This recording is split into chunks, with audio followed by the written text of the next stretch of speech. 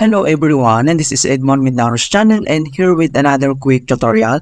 At sa video ito ay tuturo ko on how to change mouse pointer color and size in Windows 11. So this should hopefully be a pretty straightforward process guys, and let's go ahead. Ang next step ay dito lang sa start menu, so right click lang tayo and then select mo lang yung settings. Dito sa settings ay kailangan mo lang select yung accessibility, so click mo lang yan. And then dito sa accessibility, dito lang sa kanyang vision, so under nyan ay kailangan mo lang select itong mouse pointer and touch, so click mo lang yan. And then dito na siya, alright? So dito sa mouse pointer style, so select ka lang dito yung gusto mong style, so halimbawa ito yung gusto mo. And then once you click, so automatic mapapalitan ka agad yung style po niya. Ganyan po siya.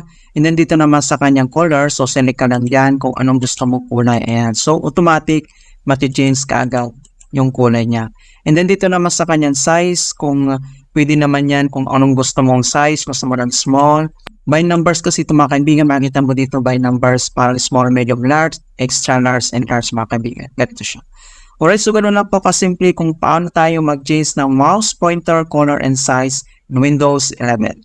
Please don't forget to like this video and subscribe to my channel for more helpful tutorials and tips. And if you have any questions or suggestions, please leave them in the comment down below.